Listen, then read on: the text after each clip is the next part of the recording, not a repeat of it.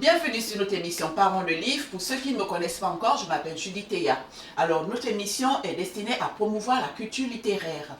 Nous recevons des écrivains qui veulent bien partager leurs récits avec nous afin de vous les faire découvrir et surtout, mesdames et messieurs, vous inviter à les lire. Aujourd'hui, nous recevons un nouvel invité.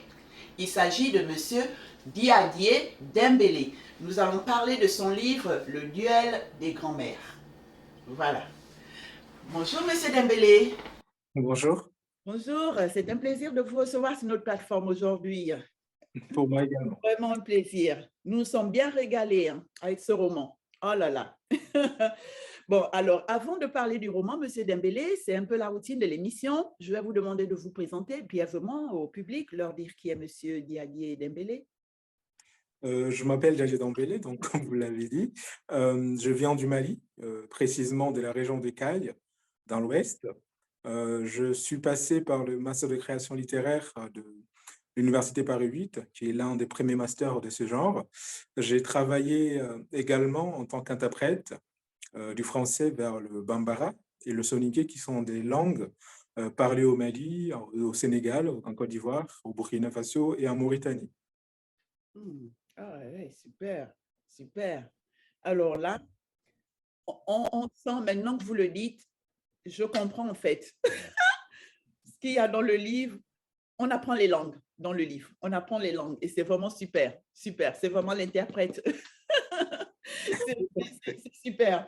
Alors, nous, on s'est régalé. Franchement, voilà, c'est vite passé. Combien de pages? 215 pages, mais wow, wow. Il n'y a pas un moment où on s'est dit, bon, je vais. Non, non, non, non. Alors là, une fois qu'on est lancé, ça glisse. Ça glisse. Alors, monsieur Dembélé, vous dites un petit peu aux personnes qui nous regardent, voilà, de quoi il s'agit, de quoi vous parlez dans le livre, avant qu'on passe aux détails. Tout d'abord, c'est un texte dont pour moi, en tout cas, le squelette principal reste la langue, les langues.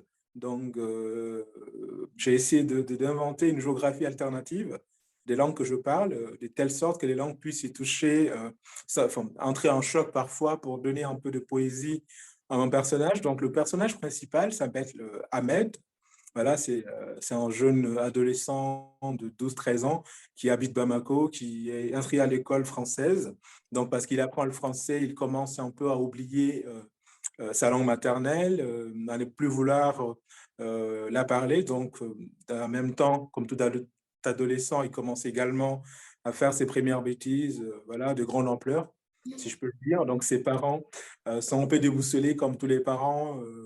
Voilà, au lieu, enfin, comme on pourrait le faire, de l'envoyer dans un pensionnat ou dans un endroit où on le redresse, sa mère et son père décident de l'envoyer au village où vivent encore ses deux grands-mères, sa grand-mère paternelle, dans un premier temps, ensuite sa grand-mère maternelle. Donc c'est une sorte de déplacement pour ces personnages, une sorte de transformation qui va le faire grandir, le faire découvrir enfin, ses racines, si on admet qu'un enfant a des racines. Mhm, mhm. Et il va s'assagir, je crois bien. Il va s'assagir. Écoutez, vraiment, c'est... ouh, le livre, il y a tellement de thèmes. Vous parlez de tellement de thèmes là-dedans, tous les faits que vous nous donnez.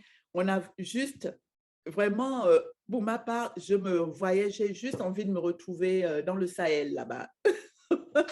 Voilà, dans le pays des fromagers, le pays du henné, les terres du henné. Alors, on retrouve beaucoup de thèmes là-dedans en lisant le livre. Le premier thème, quand même, reste, vu que c'est le personnage principal, Ahmed, on s'interroge, enfin, il y a une réflexion sur la place de l'enfant dans une famille. Hein, la place de l'enfant, en ce sens, je prends le cas de Ahmed, le personnage principal. On l'envoie à l'école, hein, à l'école française, alors qu'il parle sa langue, voilà. C'est les patois, en fait, hein. C'est ça, c'est les patois que l'on parle, vous qui êtes le spécialiste des langues.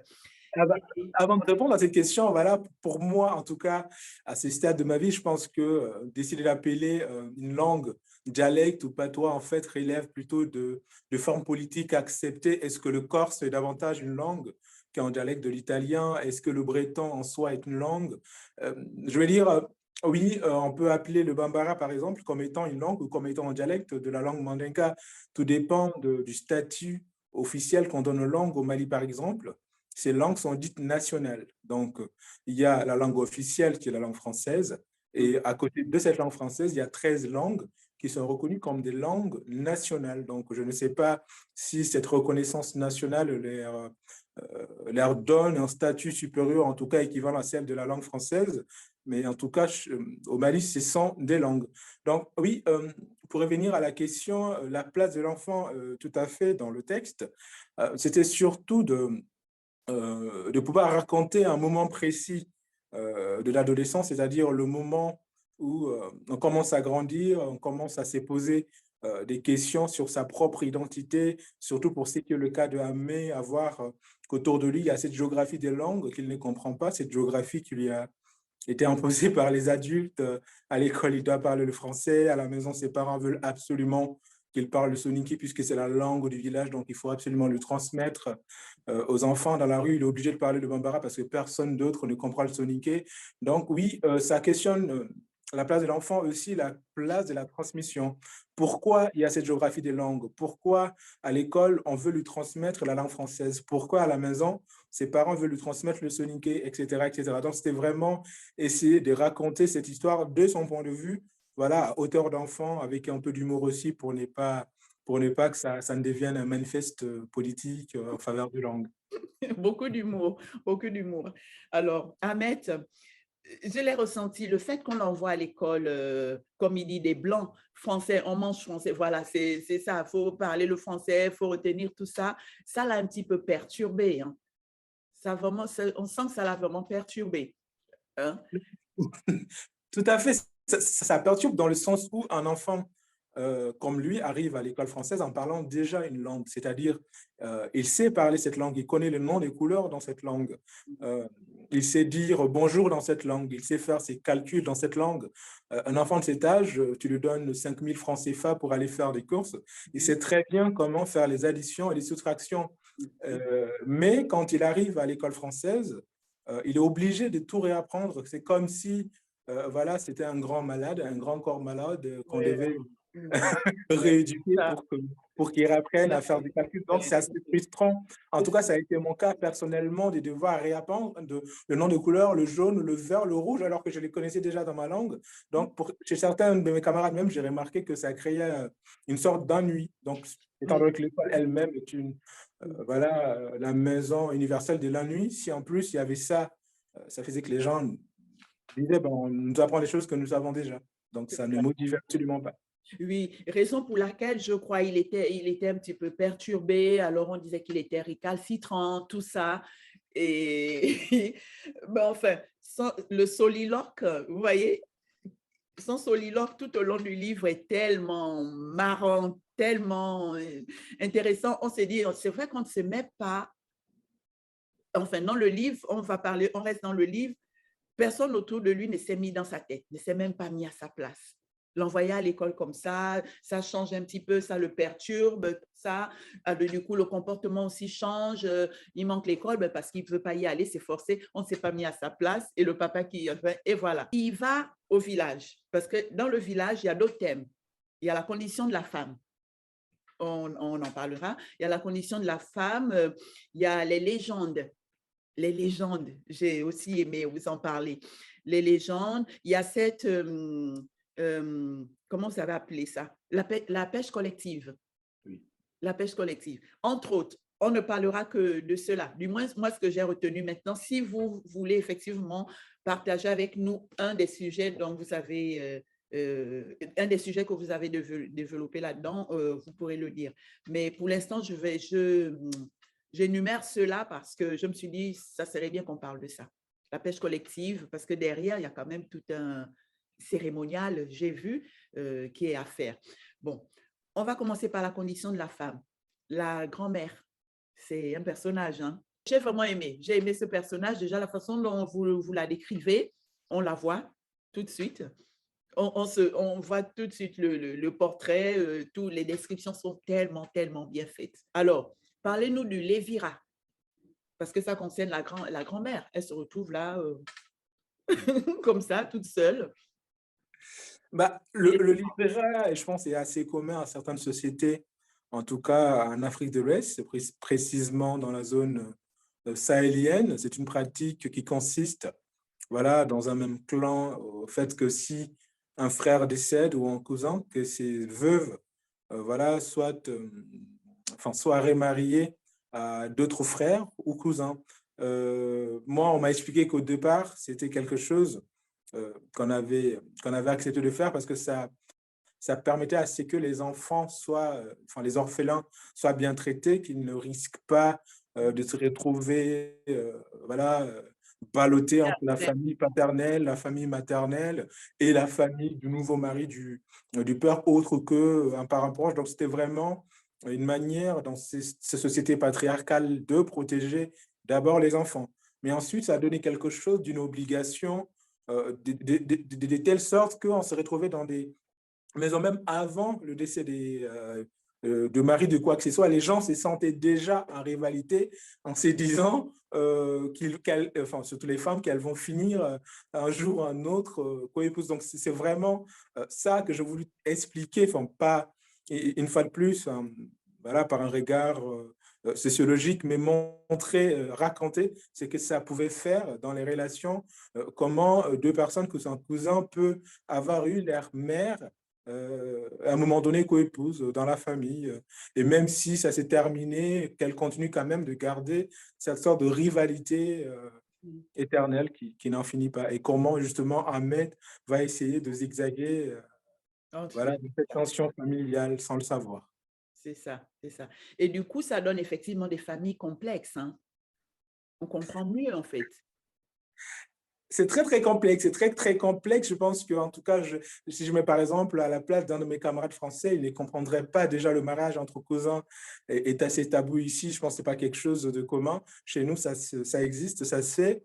Mais expliquer à voilà, une personne française lambda qu'il est possible, moi, en tant que beau-frère de ma belle-sœur, un jour, si jamais le malheur arrive, de l'épouser justement pour protéger ses enfants, c'est quelque chose de quasiment inimaginable. Et j'entends les témoignages de franco-maliens, par exemple, de Français d'origine malienne, qui ne veulent absolument pas en entendre parler. C'est-à-dire, pour eux, c'est quelque chose. Et je peux comprendre les raisonnements qui appartiennent au passé, qu'il ne faudrait pas le faire puisque le temps change et qu'on n'a plus besoin de marier la veuve de son frère ou de son cousin pour la protection des enfants. Mhm, mhm. Il n'y a pas qu'au Mali, hein. En général, j'en connais aussi dans certains pays. Au Gabon, par exemple, aussi, ça, je sais qu'il y a des tribus ou voilà, des clans qui aussi, ça se passe comme ça. Voilà, le beau-frère prend la belle-sœur une fois que le frère est parti. C'est, comme vous dites, pour effectivement garder la famille. Aussi, je crois, c'est dans le maintien de l'héritage, quelque chose comme ça. Oui, pour que Et au ça. fait, de parler de l'héritage, il y a aussi cet aspect-là qui est assez important. Certains, d'ailleurs, le font pour protéger l'héritage, pour ne pas que la femme, en se mariant, aille dilapider l'héritage de ses enfants chez ses nouveaux maris, justement. Oui, tout à fait. C'est quelque chose qui existe. Oui, c'est ça. Ça. Et maintenant, la condition de la femme. C'est, il faut le dire, mais c'est raconté avec tellement d'humour, hein, tellement d'humour. C'est vraiment. Alors, la femme, elle est responsable de tout. La stérilité, c'est la femme. C'est ça. Ah Ça, bah, en tout cas, jamais. c'est comme ça que pensent certaines personnes. Mm, mm. Et, en l'occurrence, dans ces sociétés aussi à l'époque, hein, en général, c'est ça aussi. Dans des sociétés un peu traditionnelles comme ça, c'est la faute de la femme, quoi, si le couple n'a pas d'enfant. Et c'est surtout que, enfin, enfin, dans un paradigme patriarcal, les femmes n'ont aucun pouvoir de décision sur quoi que ce soit. Donc, elles subissent parce qu'elles subissent. Donc, à chaque fois qu'il y a un problème, les hommes savent se défendre. Les hommes savent faire tout et n'importe quoi, et même parfois les plus grandes bêtises du monde pour voilà, justifier leur virilité, leur puissance, etc., même en créant des mensonges. Et donc, dans ce genre de situation, la femme qui n'a pas autant de marge de manœuvre est obligé de subir. Voilà, enfin, pour le cas de la stérilité, mais pour bien d'autres cas, quand il y a par exemple dans la famille bon, des enfants qui tournent mal, c'est toujours la faute de la mère. Dans le cas d'Ahmed, enfin, il ne le conçoit pas comme ça, mais quand il le raconte, le coup de téléphone entre son père et sa mère, au moment où sa mère fond en larmes, voilà, je décris de cette telle façon, c'est que le lecteur puisse comprendre qu'il y a quelque chose, quelque part, qu'on reproche à cette femme sur le sort de son enfant. Donc, il y a beaucoup de choses comme ça qui sont tout le temps mis sur le dos des femmes. D'ailleurs, voilà, il y a parfois des gens qui font des parallèles en disant que une femme et son enfant sont comme un serpent et une personne. C'est-à-dire, lorsqu'une femme enfante un serpent, elle doit l'attacher à sa taille pour vivre avec elle, parce que c'est son fardeau. Mais en revanche, si l'enfant devient quelqu'un de valeureux, voilà, qui a du succès, de la réussite, ben non, mais c'est grâce au père. Voilà. Exact, exact. Oh là là, c'est vrai on découvre tout ça, tout ça. Et vous avez tellement bien écrit ça. C'est tellement bien écrit. Maintenant, dans les villages, il y a un autre problème aussi. Dans les villages, il y a plusieurs raisons. J'ai noté deux principales raisons pourquoi les personnes fuient les villages, l'exode ou l'exil. C'est ça. C'est soit Oui. la sorcellerie, soit les problèmes des discordes familiales. C'est ça. Soit la sorcellerie, soit les discordes familiales. Maintenant, le sorcier est partout, hein, dans les villages. C'est ça? C'est aussi une légende urbaine, je l'appelle comme ça. C'est vrai qu'en Afrique, les croyances par rapport à la sorcellerie, et même pas qu'en Afrique, dans plusieurs endroits du monde, voilà, les gens ont des superstitions et beaucoup plus. En tout cas, à Bamako, les gens sont persuadés parce qu'ils sont installés en ville, parce qu'ils vivent dans les meilleures conditions. Voilà, ils pensaient être la cible d'une jalousie extrême, d'une envie, enfin, voilà, incommensurable des gens du village. Donc, il y a cette idée que dès lors qu'on a quitté le village, il ne faut absolument pas y retourner, sinon les sorciers sont là, vont te détruire. Et c'est la même chose que la mère de Ahmed le raconte avant son départ au village. Elle fait tout un cérémonial, enfin, je ne veux pas tout spoiler, mais en tout cas, essaye de protéger son enfant contre le mauvais sort, essaye de lui expliquer les plantes vénéneuses, les humains venimeux, les animaux, etc. Donc, il y a vraiment cette... Enfin, c'est ce qui révèle presque du mépris, c'est-à-dire comme si les gens oubliaient qu'ils étaient eux-mêmes nés dans ces villages et que si sorcellerie il y avait, ils seraient déjà morts. Mais voilà, on construit vraiment une réalité augmentée, une sorte de fiction à laquelle on croit et on pense qu'il y a des sorciers dans le village. Et à ce qui concerne les problèmes familiaux, je pense que c'est assez commun à beaucoup de pays. Ah oui. Euh, C'est voilà, peu importe le universel. monde. C'est universel. Quand on commence à avoir des problèmes, je sais pas, avec ses parents, on quitte le domicile familial, on ne le revoit pas pendant 10 ans. Quand on a des problèmes avec un frère, on coupe les ponts. Quand on a des problèmes avec un oncle, ben, on décide que s'il est là au repas de Noël, on n'ira pas. Donc, c'est quelque chose d'assez commun. Et en tout cas, la manière dont je voulais le raconter, c'est comment ces secrets, ces problèmes dans les familles pouvait avoir de telles incidences sur la vie des gens, c'est-à-dire au point de créer un déplacement, un exode, comme vous le disiez tout à l'heure, voilà, d'éloigner complètement, de disloquer une famille. Donc, de voir comment ça produit cette violence tout en restant dans le cas de l'humour. Pour moi, l'humour est très important. Il y a beaucoup de malheurs, beaucoup de tragédies, beaucoup de doutes, mais il faut toujours mettre un peu d'humour parce que si on oublie l'humour, en fait, on se retrouve dans une espèce de mélancolie perpétuelle, de pleurs, de larmes.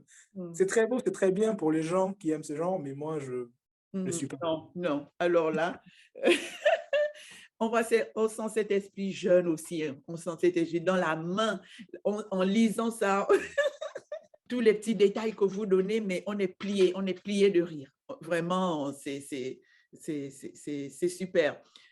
Est-ce que vous souhaitez vous-même parler d'un thème là-dedans ou vous me laissez vous demander de nous parler un petit peu de ce qui se passe pendant les pêches collectives? C'est cérémonial? Bah, j'ai pensé à la pêche collective lorsque vous n'aviez pas encore fini votre question. Ce qui était important aussi pour moi, c'était puisqu'il y avait un déplacement dans l'histoire. Donc, Ahmed, de toute façon, n'allait pas rester à Bamako et devait aller au village. Donc, je me suis dit, tiens, quand tu es dans un village, qu'est-ce que tu fais? Par exemple, à Paris, lorsqu'on est à Paris, forcément, il y a des lieux incontournables dans la vie de tous les jours. Il y a le supermarché, il y a enfin, le salon de coiffure, il y a l'école, il y a le métro, il y a forcément la rue, il y a un bar, il y a un tabac. Voilà, voilà. C'est ça. J'ai essayé de transposer ça au village. Je me suis dit, bah, tiens, il y a peut-être la même chose au village. Et en réfléchissant, enfin, en faisant passer des entretiens aux gens et en me documentant sur des choses, en regardant un documentaire, je me suis rendu compte que le village aussi, comme n'importe quel village de n'importe quel pays, est organisé de telle sorte qu'il y a un centre, un centre. Donc, dans ces centres, il y a aussi des commerces. Et en plus de ces commerces, il y a aussi un organe politique. D'ailleurs, la palabre, etc., tout se passe dans les centres de village.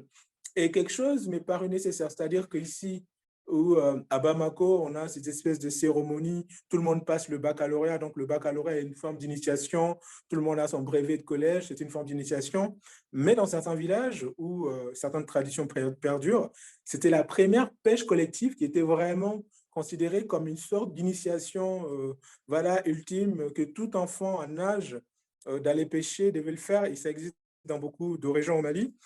Chez le Dogon, il y a le lac Antogo qui existe. Dans la région de Ségou, il y a Sankemo.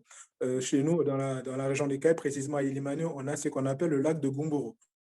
Donc, en fait, ce sont parfois des lacs qui restent après la saison des pluies et où il y a quelques poissons voilà, qui vivent. Et c'est une sorte de festival, mais en même temps d'initiation, parce qu'il faut attendre l'année prochaine si jamais on échoue pour, comment dire, pour prouver qu'on était capable de quelque chose. Donc, j'ai voulu mettre à Met dans cet environnement pour déjà, voilà, qu'il y ait ces côtés de loisirs, de divertissement, qu'on ne soit plus en train de parler de la condition des femmes ou de quoi que ce soit, qu'il soit vraiment dans un environnement complètement déconnecté de tout et que son seul objectif, justement, c'était d'être aussi un villageois, de ne plus être les taboussis dont on se moque, de l'accent, enfin, qu'elle en charrie, voilà, pour tout ou rien, de descendre dans la marque, d'être au même niveau que les restes des garçons du village. Oh là là, c'est à lire, hein, c'est à lire. Parce que déjà, il y a toute une préparation derrière.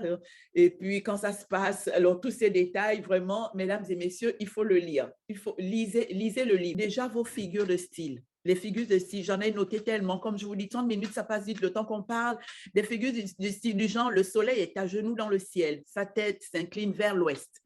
Ce genre de figure de style, mais vraiment style poétique que l'on retrouve tout au long de votre livre. Après, avec tout, il y a aussi beaucoup de paraboles. Vous voyez, il y a tout, des métaphores. Ça, il y en a tellement dans le livre. Ça donne vraiment, le récit est vraiment saisissant. Et il y a plein de... J'avais noté aussi des passages à lire, mais là, c'est pareil. Il y en a tellement. La scène sur la pêche, si on a le temps, je demande à l'équipe là, ai-je le temps de lire rapidement un passage? Je vais essayer de le faire bref. Lequel je prends? Sur la pêche, 166. Je vais rapidement lire.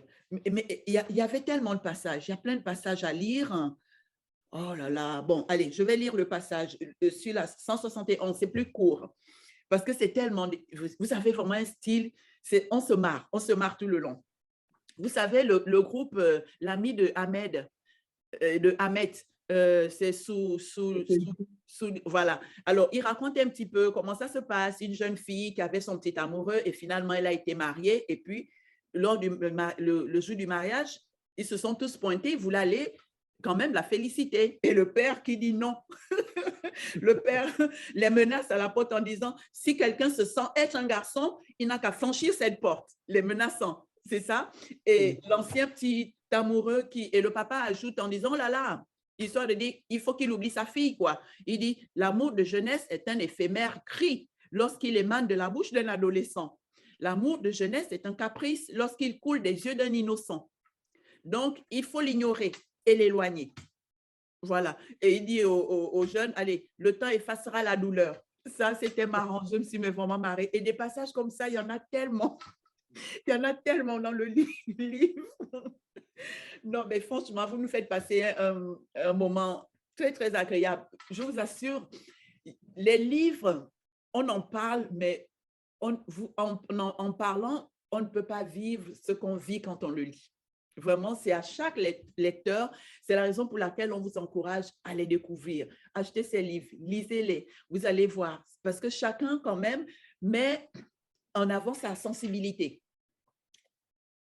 On a lu tout le long.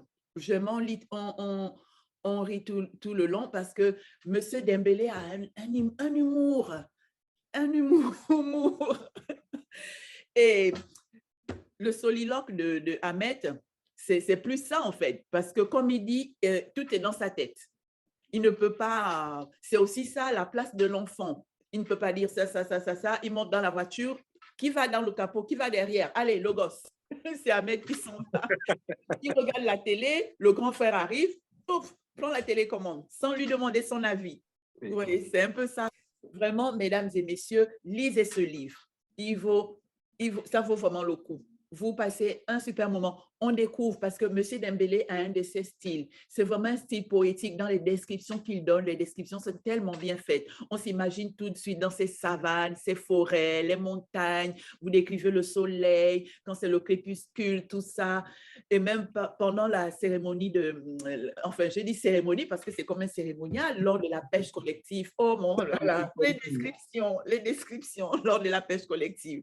Les descriptions sont tellement, tellement bien faites que l'on se dit, oh là là, mais vous êtes poète ou bien, parce que le style, vraiment, hein, on a l'impression que vous êtes un poète.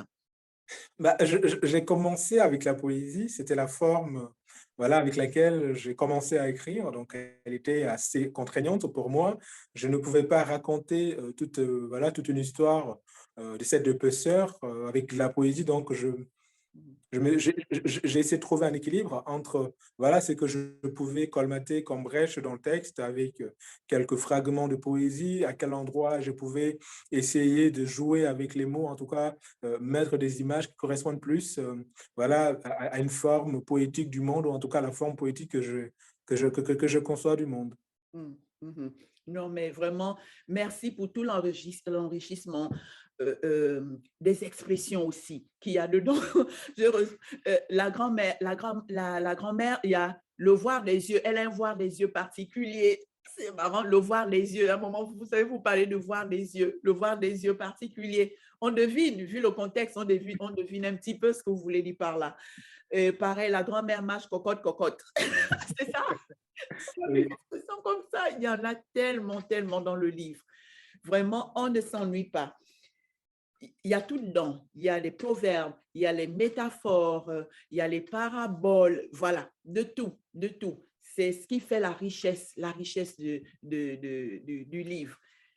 Le récit en lui-même, tout le scénario fait est déjà bien riche, mais vous rajoutez toutes ces tournures, tous des styles poétiques que vous rajoutez cette ironie, beaucoup d'humour, beaucoup d'ironie. Vous rajoutez les langues. Donc, alors, il y a le soninké, le bambara aussi dedans. Oui. Ça. Ça, enfin, au début, c'était moi qui voulais mettre des notes de bas de page. On m'a convaincu qu'on n'en avait pas besoin. Et je pense qu'au moment où on voulait en mettre, moi, j'ai pensé que, voilà, j'étais assez convaincu qu'il n'en fallait pas. Après, mes lecteurs qui ne comprennent pas, en tout cas, le bambara ou le soninké, ou qui ont du mal à comprendre, même avec le contexte, me disent souvent voilà, que ça aurait été nécessaire d'y penser pour d'autres formats comme le format poche. Mais c'était vraiment quelque chose que je voulais, euh, comment dire, dans le sens où j'estime que moi, après, je n'impose pas forcément cela au lecteur, toutes les langues que je parle cohabitent en moi, avec plus ou moins de fluidité.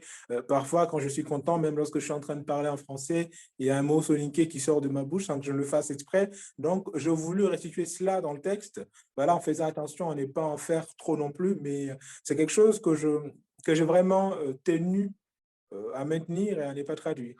Mhm. Non, mais c'est super, c'est super. Saziké. Saziké. J'ai deviné, j'ai dit Saziké, on a bien parlé aujourd'hui, hein, Saziké. Parce que je retrouvais ça à la fin des paragraphes.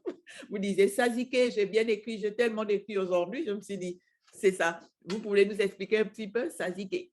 Saziké, ça n'a pas vraiment de sens. C'est quelque chose qu'on utilisait lorsqu'on était adolescent, on n'avait pas le droit de dire des gros mots. Donc, c'était un mot fabriqué de toutes pièces qui servait à remplacer les gros mots. Donc, si on sentait qu'on avait besoin de dire un gros mot, Mm. On disait tzatziki. Donc, ce n'était pas un gros mot, ce n'était pas non plus quelque chose qui avait un sens. Ah, ah, ah, ah, d'accord. Walai bilai. C'est Walai bilai. Ça, c'est une déformation de l'arabe, wallahi billahi. Enfin, c'est quelque chose aussi que, voilà, enfin, qui ne ressort pas tant que ça dans le texte. Mais il y a aussi cet apport de l'arabe dans les langues africaines. À un moment donné, dans une prière à la mosquée, l'imam prie un arabe littéraire très compliqué que lui-même comprend. C'est-à-dire, j'ai voulu aussi montrer cette absurdité, enfin, absurdité en tout cas avec tout le retenu que je peux avoir, puisque je suis moi-même croyant, mais cette absurdité parce que euh, nous avons souvent tendance à prier dans des langues que nous ne comprenons pas. En tout cas, pour les musulmans, on prie en arabe littéraire. L'imam nous fait des prêches en arabe littéraire. On est là, on est porté par la foi, par je ne sais quoi, mais on ne comprend pas ce qui est dit. Donc aussi, parler de cette puissance des langues à nous emporter même lorsqu'on ne les comprend pas. Oui, oui, et ça, c'est tellement bien décrit là-dedans, je vous assure. Mesdames et messieurs, ce livre est à lire. Découvrez, découvrez. Vraiment, merci, merci à vous, Monsieur Dembélé. Vous nous faites passer un agréable moment. Franchement, le livre est tellement intéressant que dès quand on débute, on ne le laisse pas. Il se lit très vite. C'est un livre de 200 pages, pages et quelques, mais c'est super bien écrit parce que déjà, le format, la façon dont c'est fait, les écritures sont assez, les lignes sont bien, voilà, bien, elles ne sont pas bien, l'écriture, voilà, je veux plutôt parler du format d'écriture. Le format d'écriture le rend très, très, très lisible. Alors, il se lit très vite. Il se lit très vite. Et le style de M. Dembélé, je vous dis bien, le style est à découvrir. Voilà. Lisez-le, mesdames et messieurs, le duel des grands-mères. Monsieur Dembélé, vous voulez rajouter quelque chose? Bah, je pense que vous les avez déjà fortement incités voilà, à la lecture. Et d'ailleurs, parlons de livres. Je pense que l'idée quand même, c'est de, voilà, c'est de donner envie à lire, de donner, moi, le défi que je me lance surtout, c'est de pouvoir faire lire des gens qui d'ordinaire ne se sentent pas légitimes ou ne savent pas quoi lire. J'ai aussi écrit ces textes en ayant en tête toutes les personnes de mon entourage qui ne lisent pas forcément 300 livres par an, qui, même lorsqu'ils se mettent à lire un livre, trouvent que le sujet ne les intéresse pas. Donc, je pense que tout est dit là-dessus. Tout est dit là-dessus. Franchement, lisez-le parce que la richesse des informations qu'il y a là-dedans, je dis bien une richesse d'informations, on ne peut qu'apprendre parce que les livres, c'est fait aussi pour ça.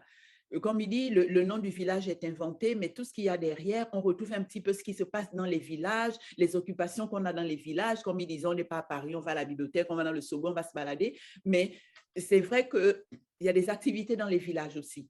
Et ça vaut la peine de les découvrir. Très, très intéressant. En plus, dans un endroit, un environnement assez, je ne dirais pas insolite, parce que insolite pour les personnes qui vivent en ville, qui ne sont jamais allées dans les villages, mais c'est un bel environnement. Vraiment un bel environnement, tout est sain, on voit comment on cultive les terres.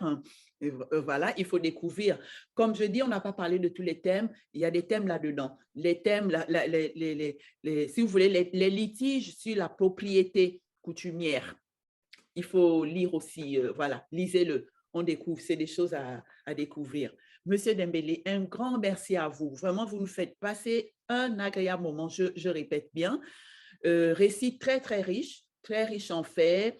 Le style littéraire, il n'y a rien à dire. Il n'y a vraiment rien à dire. Voilà. Mesdames et messieurs, le duel des grands-mères de Monsieur Diadier Dembélé. Monsieur Dembélé, vous dites au public où est-ce qu'on trouve votre livre? Les livres, pour ceux qui sont en Europe ici, peuvent, notamment en France, en Belgique ou en Suisse romande, peuvent l'acheter dans les librairies des CP respectives, également euh, chez la FNAC, chez Cultura, Furet du Nord en France, peuvent également le commander sur le site de Amazon pour ceux qui n'ont pas la possibilité de l'avoir dans une librairie physique. Voilà. Voilà, vous savez tout. Nous comptons sur vous. Lisez ce livre de M. Dembélé, vous ne serez pas déçus. Mesdames et messieurs, nous vous remercions de nous avoir suivis et on se dit à très bientôt. Merci.